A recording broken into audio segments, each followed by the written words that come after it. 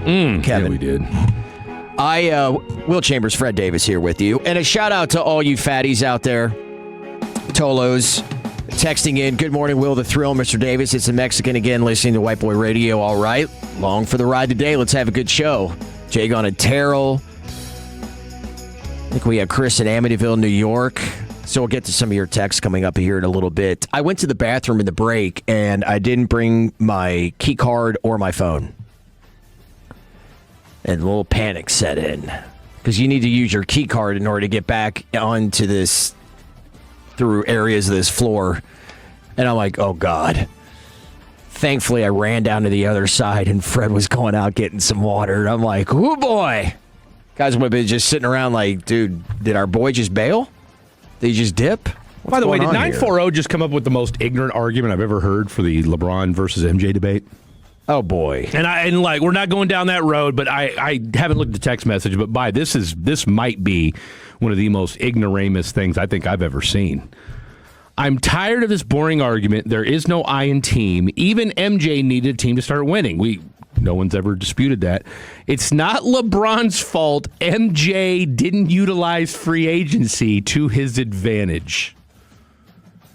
And with that, we will start college football. Okay. I mean, I kind of feel like MJ was like, hey, do this. And if they didn't do that, he probably would have. But they did all the things that... Look, if you watch The Last Dance, there was nobody that talked... I mean, they came to Michael and asked him how he felt about Rodman. He didn't go to management and say, like, go get Rodman. He didn't say, go draft Scottie Pippen. He was upset when they got rid of Horace Grant, or when Horace Grant left. You know, I mean, it wasn't... Name all the free agents that the Bulls signed, the big free agents. I mean, you went out and got Ron Harper, who, was who wasn't what he once was when he got to Chicago. I mean, what the Bulls did, to your point, right, is that, they signed free agents, but it wasn't like they went out and got, Dennis Rodman was the biggest named guy they went out and got. They went out and got the rights and all that stuff with Tony Kukoc, but they drafted him. But that was a draft, wasn't it? I mean, Tony was a draft. What it was. Scottie Pippen was a draft pick. All right, and Corey Blunt was a draft pick. And they treated him, Corey Blunt, man. Stacey King, rest in peace. Yeah, Luke Longley. Bill Wennington. But they trashed Judd Bushler. Kukoc in the Olympics because they're like, he's not coming in here thinking he's all that. Anyway. Judd Bushler, where are you at? All right. There has been something that has been pretty fashionable. Myers. Pete Myers. How far on the bench was Pete Myers? Pete Myers gave you some minutes, though. No, he didn't. In that last championship year, he wasn't like a sixth man or anything like that. But Pete Myers would come off the bench and give you 10 minutes of solid play, and then go back to the bench. I'm looking him up Pete right Myers. now. I want to know. Don't forget about my boy Randy MPG. I want to know. Who was Randy? What was Randy's last name? Little short black dude, guard, pesky, defensive. Was it Williams? I don't know. I'll look it up right now. Man, you went really deep. 24.8 minutes per game for Pete Myers. Oh, I told you, dude. I told you Pete Myers got some run. There's no way I would have thought he had more than 8. That's what I'm saying. I'm thinking 10 to 15. 93 to 94 was where he averaged 24.8. Everywhere else was kind of low. Both right. Y'all are both right.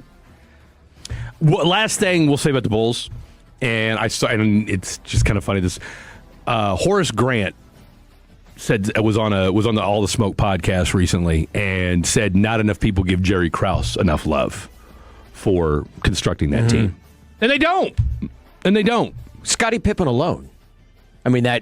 Drafting him. Randy Brown, that's who I was thinking of. Randy Brown. I think I had his jersey. Of course you did. By the way, Randy Brown that year, 16 minutes. 16 minutes. A lot of garbage time minutes got to be. No, he came, you know what? He was one of those guys. He was kind of, you know what he was? He was like a defensive Brandon Williams. Came in, gave you some minutes, and gave maybe Michael a spell or something like that, late first half or something like that, played good D, you knew you weren't getting any points out of him. You just but he was mentioned just pesky. Maybe half dozen guys that people that listening have never heard of in their life. No clue. By the way, I'm having a hard time with it, and that's my squad. So you want to hear something? Okay, just last thing, and we'll move on. Do you know what Randy Brown's 3-point percentage was in 1998? 58%. The 97-98 season. I'll do you one better. It was 0. Okay. It was 0. How many did he take? And you know why it was 0? Because he took 5 the entire season. Yeah. He averaged 17 minutes a game and took 5 3-pointers in 71 games. Because I bet every time he took one, Michael looked over him like, I'm going to kill you. I'm going to strangle you right now. Yeah. Shoot one of those one more time. Yeah, you're going to not. Just fun. Just a Randy Brown. Be part Randy, of the if you're team. listening, 877-881-1053. Went to U of H. So, over the last year, probably 2 years, it has become incredibly fashionable to trash the SEC. Why is that? Because of how much we talked about them and praised them for so long. It's the same adage that we have in sports. We want to build you up and then we want to rip you back down. And I was thinking about this, they're only because the SEC had been talked about so much within the last week with SEC Media Days going on. And they did it the week before with Big 12, not to the degree because they always do much more with the SEC. And still the power broker when it comes to college football. There's nobody more powerful in the sport than Greg Sankey.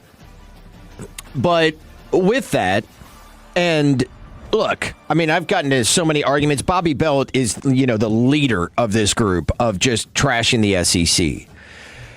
And you look at what the Big Ten has done over the last 3 years. They've won 3 national championships. But if anybody is sleeping on the SEC as still being the preeminent conference in college football, I still look at them as the top conference. Do you agree or disagree? I think top to bottom, I think it's hard to argue. I can't remember what show it was I was listening to. I think it was the morning show. Hell, I don't remember what show it was, where they talk about the top 10. It might have been G-Bag. Who had who going into the 2026 college season, who had the most difficult schedule. And I think of the top 20, 15 or 16 were SEC teams or something crazy like that, or definitely top 10. Definitely top 12 or 13. So, I look, bang for your buck right now. Yeah, I think it's still the SEC, but I think what's happened is, to your point, is that it's not as top heavy anymore, and you're starting to see it fan out a little bit. Yeah, and this is the point that I've always made with it when it comes to why I believe that they're the best conference, is that the worst team in the SEC finishes middle of the road in pretty much every other conference. And that's the difference for me right there. When you look at the last 2 college football playoffs in which 12 teams have gone, the SEC has the most teams in the playoff. 8 total. Big Ten is just one behind with 7. And then you got 3 each from the Big 12 and the ACC. Now, it's hard for me to sit here and tell you, like the gap. I don't know if the gap necessarily exists much of one anymore between the Big Ten and the SEC. Now that I agree with. I don't think I don't think the gulf is near as wide. I think it's a lot closer. There is no more gulf. Absolutely. But it's not just about the SEC not being as good. And it's not about, for me, the Big Ten being better, even though that they are. It's that you have, with the transfer portal, so many more teams that just would not be really competitive to the degree that they are and have been the last few years. It never would have happened. Indiana never happens. Ever. unless we have the transfer portal rules and the change that were were made a few years ago. And NIL, to a certain degree, I think it's more about the transfer portal. Now, but think about it though, and I heard, and it might have been Colin Cowherd, I don't know, and maybe I saw it on Twitter. I know I heard it from somewhere, but they speculated or postulated that part of the reason why the Big Ten has narrowed the gulf, to your point, that there isn't one anymore, is that Big Ten schools have more money. Yeah. Okay, because you got bigger NIL war chests because you've got wealthier donors and wealthier alumni than you do in the SEC, and so that really the NIL very era, prestigious. Absolutely, I mean, look, Michigan's biggest benefactor, all right, is the girlfriend of Larry Ellison, who runs Oracle. Okay, who by the way is trying to create a spy state here in America. I kid, but no, I don't. That said, that's another layer. they wanted who's the quarterback? What's the quarterback for Michigan? Bryce Underwood. Okay, she was like, she's a Michigan alum. All right, and her boyfriend's Larry Ellison. All right, and so she was like, no, we're getting this kid. And goes to Larry and says, whatever the check is, I need to write it so we go get our boy Bryce Underwood. And that's exactly what happened, right? And so when you start factoring, I mean, Indiana, hey, Mark Cuban, we're balling these days. Absolutely. Go ahead and cut us a check. Yeah. Mark cuts a check. So, you can't discount... and that's why as a Jayhawk, I'm kind of wondering, like, okay, Lance, you better get your bleep together. Bill, you better get your bleep together.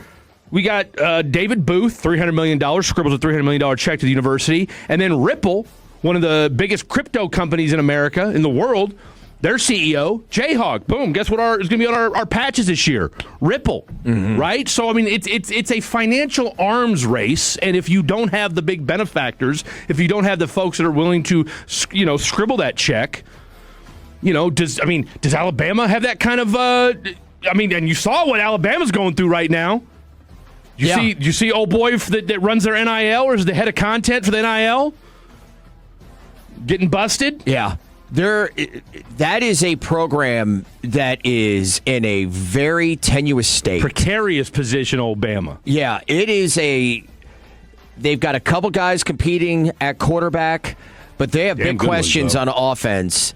Defense is probably going to be pretty good, but when you look at the SEC, you got to go through several teams before you get to Alabama as to where we're looking at where they're probably going to, where everybody feels they are going to be this year. Yeah. And that Kellen DeBoer is not on the hot seat. But by season's end, that seat will be that'll be getting really warm. And because they're not, and rightfully so, you just had the greatest run by a program in the history of the sport, coached by the best coach in the history of the sport. That was, I don't care who you were. That was going to be it. And Kalen DeBoer, he looks like that job is wearing him down. Yeah. He don't look, look, it's two guys that are battling with their own hair issues. Kalen DeBoer, he looked like Doc Brown from Back to the Future. When he was in his early 40s. Face and hair, just like, we got to get back to being Alabama. Bro, you need to get back to deciding what you're going to do with that dome is what you need to decide.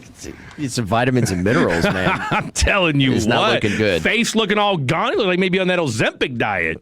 God, my man is going through it. Well, from here on for the next several weeks, we'll be inching our way closer to college football, more and more content there. We'll have